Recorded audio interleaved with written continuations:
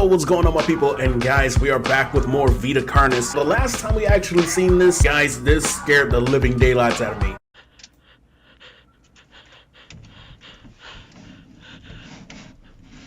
Oh, heck no. Why are you aiming your light at it? Besides all that crazy madness, I hope you guys do enjoy this series. Thank you guys for actually letting me know about this VHS series. This is freaking crazy. Got a long video for you guys, so please go ahead, grab some snacks, grab some drinks. I hope you guys are ready. Let's go ahead and dive right on in. Let's do it. Alright guys, so we're back with Vita Carnis. We're continuing off. Now, if you haven't seen the first set of episodes that I did react to already, we're on episode 5. I'll leave a link in the description for the first set of episodes I did react to, so you can go ahead and check that out as well. But we're about to continue on Documentary 5, Vita Carnis Living Meat Research Documentary 5, Harvester. Let's get it. Got your warning. Like always, guys, let's get it. The harvester is a large, bulbous mass, with a large amount of tendrils spreading from the base. The bulb measures around 3 meters in height and 2 meters in diameter. The tendrils, on the other hand, can extend up to 150 meters in diameter horizontally. The harvester is a specialized form of crawl that grows in a unique and deadly way. A harvester is created when a node that will grow into a harvester, instead of separating, continues to grow. Eventually, it will grow tendrils of its own. It uses the energy provided by its mother branch and expands its reach further. Its tendrils, hidden just below the surface of the ground. The harvester is equipped with 2 types of specialized tendrils. The first type is bulky and flat. They lie the closest to the surface. These branches are lined on each length of the tendril with spines, extending in the shape of a bear trap. On each side of the branch, those particular spines have a vein that feed into them, that pump 2 types of venom. On one side, the spines can inject a neurotoxin, which will attack the nervous system of whomever it is injected into, causing sudden paralysis. The other side can inject an anticoagulant, which when injected, prevents blood cells from clotting. Whenever a large animal moves across the area armed with these tendrils, the branches will clamp onto the animal and thrash violently. Once the prey has been injected with both venoms, the tendrils will rest and the prey will immediately collapse. The animal will be unable to move due to the paralysis, and the wounds caused by the thrashing spines will not stop bleeding. All the prey can do is lie patiently, until succumbing to blood loss. Bro. Once the prey has bled out, the second type of tendrils come in. They lie below the spine equipped once. These branches are thick, but very sturdy. They share similar anatomy to the small branches of the crawl, equipped with organelle that absorbs nutrients. These tendrils sense the blood, and move their way to the surface and begin to absorb the vital fluid.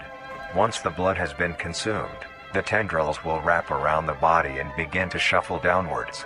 This movement loosens the soil and slowly pull the body underground. For nutrients. Once secure, the tendrils will continue to feed until there is nothing but scraps. Why haven't we blown this thing up yet? Us as humanity, if this thing were to actually exist, I guarantee this would have went extinct already. There's no way we would have let this thing live. No, absolutely not. And plus, on top of that, why does it look like that? I don't know if you guys remember the episode Jimmy Neutron, but why the heck does it look like them eggs when they went on that alien planet and Carl got infected? I don't know if you guys remember that, but let's go ahead and dive back in.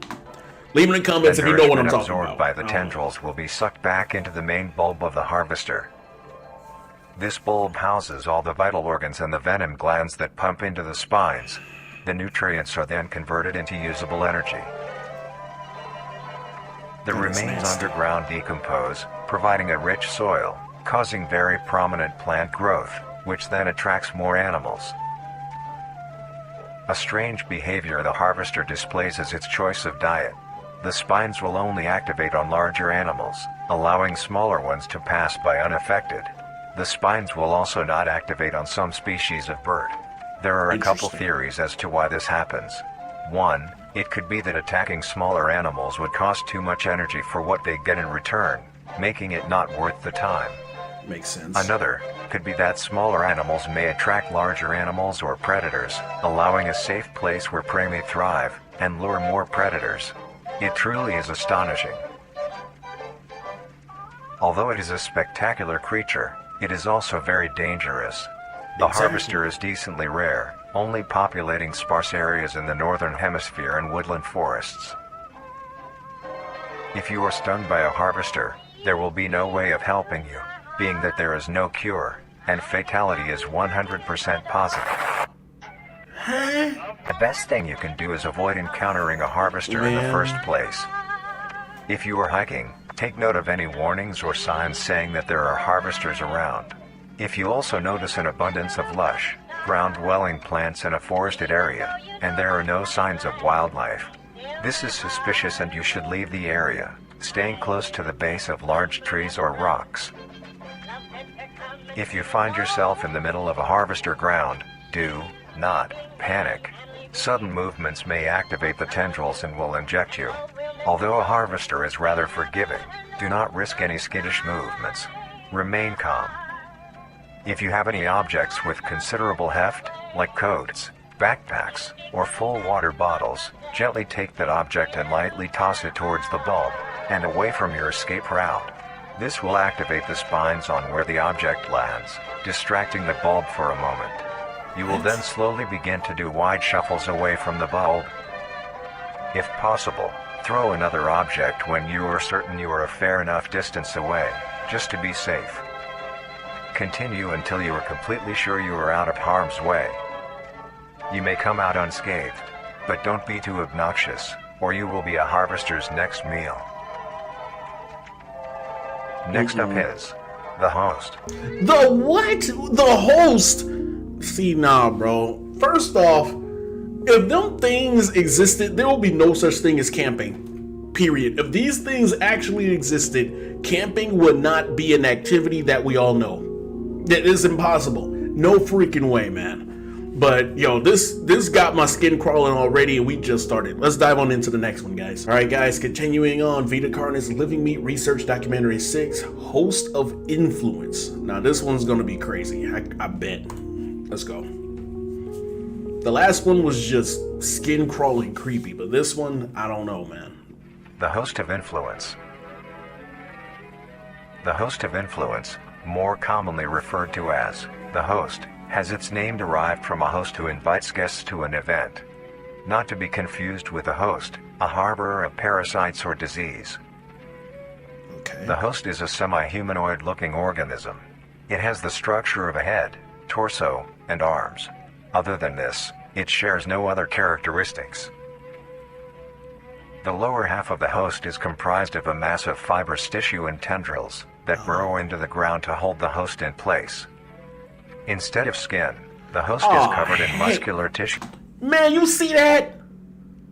If you see, man, no, bro. Let's continue. I'm sorry for pausing, guys. Tendons and veins. Some parts of the body are covered in a meaty plate, used to cover any large exposed areas, but allowing movement. The host's head has a smooth surface where the face should be, attached to a crooked neck, which houses a slit in the front used for feeding. Ugh. On the host's back is a mound of pores.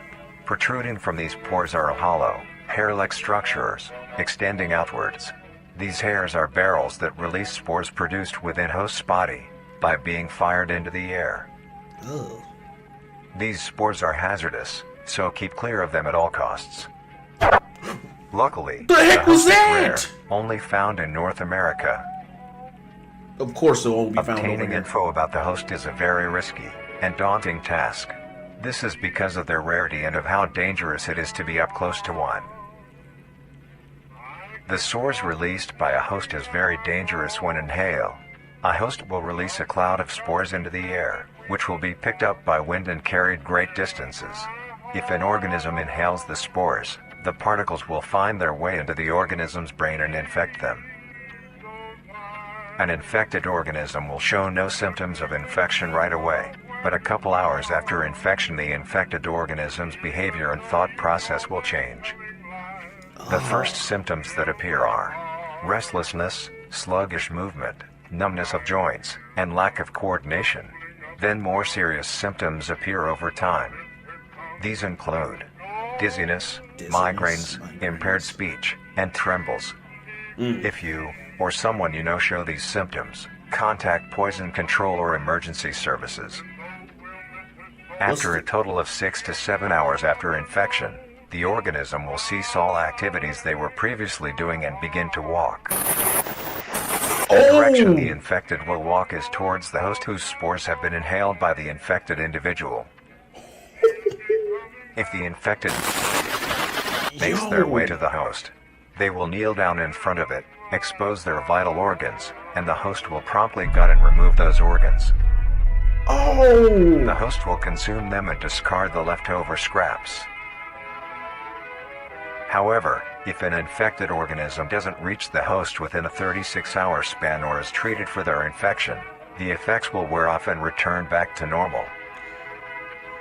So there is a... If a host is unable to find prey or doesn't like its current location, it will unroot itself and move to a new location. Their scarce numbers and the hazard of being around one makes getting info about the host very daunting. All you need to currently know is that the host is extremely dangerous and should be avoided at all costs. By the looks of this, it looks like they only be in winter base areas, I'm guessing. Maybe only in snow or cold areas. So maybe there's a way you can possibly get rid of them with high heat. I don't know. Maybe kind of like one of those other type of infection virus type things you see in sci-fi, where fire can be the only thing to really get rid of them. If that's a thing, I don't know. This is just me, just jumping to conclusions right now. Next, the monoliths. The who, the what? Man, no, man. It gets worse. It gets worse. Oh my God. Whoa, what the heck was that? Although one day the critters found the cave while searching for food, they found the prince in his healing sleep. The critters were so something, I can't read what that is, was so awestruck, enchanted by the prince's magic. I don't know what the heck that's supposed to mean. Alright guys, continuing on, this is Vita Carnis Living Meat Research Documentary 7, Monoliths. Let's go. Now what I'm guessing, these creatures are probably going to be huge. You can't just name something a monolith and it's going to be average human size. Nah, them things probably going to be titans. The monoliths. Oh. The monolith is a very new creature, only showing up in June of 1972, in the area of... There are only 7 monoliths, all of them located in a circular position. Wait, where was that location? 7 monoliths, all of them located... Hold on. Okay, that looks like it's located in... What's that? Dude, I want to say... Nah, because I think we're right here. So is that Canada? Is that Canada? I can't tell, guys. Let me know in the comments. I'm probably way off. Because I thought North America's right over here. All of them located in a circular position, 1.5 kilometers in diameter. This ring of monoliths surrounds... What? The monolith is a Titanic-sized being, roughly 120 meters in height. What? Each monolith has 2 trunk legs that are firmly embedded underground. The legs connect to a torso. The creature itself is made of hundreds of thousands of meaty strands, tightly woven together to form the structure. These strands end at the neck, fusing into a solid mass of hardened flesh in the shape of an upside-down triangle, with a hole in its center. On each side of the monolith where arms would be, there are dozens of long, rope-like appendages. These reach just barely to the ground. At the creature's feet, the strands go deep into the earth and extend horizontally a decent distance away. What the monoliths do is simply stand and do nothing. The only activity documented that the monoliths have done was in... During this period, they were extremely aggressive. When the group of were making their way to the city, the monolith that they had passes roared a deep bellow and swung its appendages at the team, completely wiping them out. when military vehicles were dispatched. Once they got close enough top the monolith, it roared another call, this time releasing an EMP blast, completely knocking the vehicles out in the vicinity. Finally, long-distance rockets were fired and struck the creature. Are we getting actual video footage though?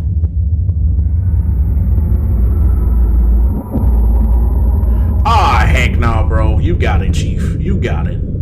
You got it. Nah. Although damaged, it regenerated at great speed and resumed its stance unscathed.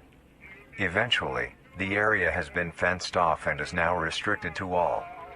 Ever since, the monolith stands silently, now only a grand spectacle of awe and mystery, only adding more questions to these meat beings. And finally, the last creature on this list is... Was that a planet? Marvelous and majestic world that exists today. It's as extraordinary to have such strange and mysterious beings appear all around us. Thank you for joining us on this journey of exploration and discovery of the lives of these living meat creatures.